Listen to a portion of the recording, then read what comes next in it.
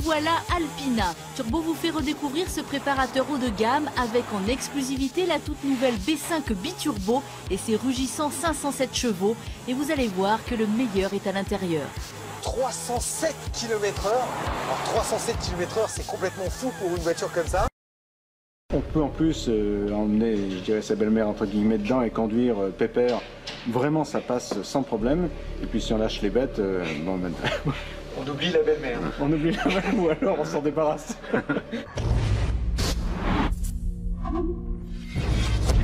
Alpina, c'est un peu pour BMW ce qu'est Gordini aujourd'hui pour Renault, de l'image. Mais la comparaison s'arrête là. Alpina, c'est en fait bien plus que cela.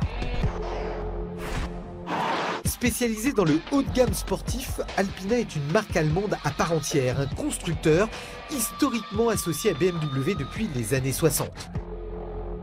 Après 20 ans d'absence, Alpina revient en France à travers le réseau BMW, comme notamment ici à Valence, avec des modèles haute performance.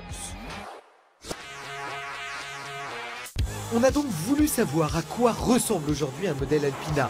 Sont-ils vraiment performants? Qui achète ce type de produit? Quels sont leurs tarifs? Pour ce bonus, on a même pu monter les premiers à bord de la B5 Biturbo. La dernière année du constructeur est présentée au Salon de Genève, une exclusivité de plus de 500 chevaux. Nous sommes à Valence, concession BMW Fourel. C'est ici qu'Alpina a été réintroduit pour la première fois dans l'Hexagone. Bruno Didier, lui, a acheté la B3 Biturbo, une sportive sur base de série 3 coupée de 360 chevaux. C'est un compromis. C'est un compromis d'une voiture qui n'est pas trop tape à l'œil, mais qui est très efficace, qui est très performante au point de vue moteur, le système de suspension est également revu. C'est un ensemble routier avec lequel on se fait plaisir. Et non pas comme certaines voitures pour la mettre dans un parking et que les gens la regardent particulièrement, je veux dire. Donc on roule avec. On roule avec. Voilà. Mais alors pourquoi ce choix? Si on veut trouver le même plaisir chez BMW, il faut tomber dans des budgets beaucoup plus élevés.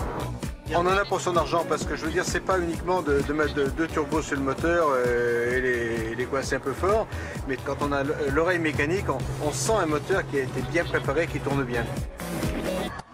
Préparation moteur, oui, mais pas seulement. Alpina a été à l'origine d'innovations technologiques intéressantes, comme le pot catalytique à chauffage électrique, qui a permis de réduire jusqu'à 80% les émissions polluantes.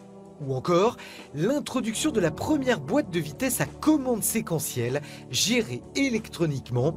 Alors maintenant, que vaut réellement le produit? Vous avez devant vous la plus, je dirais, la plus sportive d'entre elles. La dernière née, c'est la B5 Biturbo. Elle fait 507 chevaux, 100 de plus que la version classique. Alors, V8 4x4. Alpina, ça n'est pas du tuning de papa, c'est un véritable préparateur. Ça se voit beaucoup moins d'ailleurs à l'extérieur qu'à l'intérieur. Alors, petit revue de détail. Là, un petit béquet arrière, 4 sorties d'échappement avec un déflecteur, un nom Alpina, belle jante, mais on reste très discret. Vous voyez, face avant, on retrouve celle de la série 5 classique. Et en fait, c'est surtout ce qui se passe à l'intérieur. Voici la préparation maison. D'ailleurs, le logo est ici, en étroite collaboration avec celui de BMW. Alpina émet sa science, en fait, là où ça ne se voit pas. Les organes mécaniques, on joue sur l'amortissement, sur les suspensions, sur la motorisation, sur les boîtes, sur la direction. Et on en fait une voiture presque quasiment irréprochable et surtout à la hauteur de beaucoup de grandes sportives de ce monde qui font plus de 500 chevaux.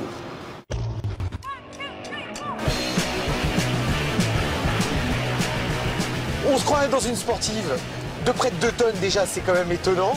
Une voiture qui est extrêmement bien guidée, qui se conduit très facilement avec une puissance aussi élevée. On a l'impression d'être dans une voiture bien plus légère. On a finalement une auto capable d'atteindre des vitesses inavouables, 307 km/h. Alors 307 km/h, c'est complètement fou pour une voiture comme ça. On accélère, alors c'est un tout petit peu aseptisé, on n'entend pas trop le moteur, mais alors ça accélère.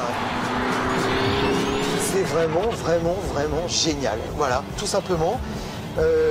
Ça vaut le prix, 20 000 € de plus qu'une berline classique. Alors la 550, ça vaut environ 80 000 €. Eh bien, il faudra faire un chèque de 100 000 € pour s'adjuger une voiture comme celle-là. Ah, c'est pas donné, mais c'est le prix de l'exclusivité. Et puis surtout, on roule différent.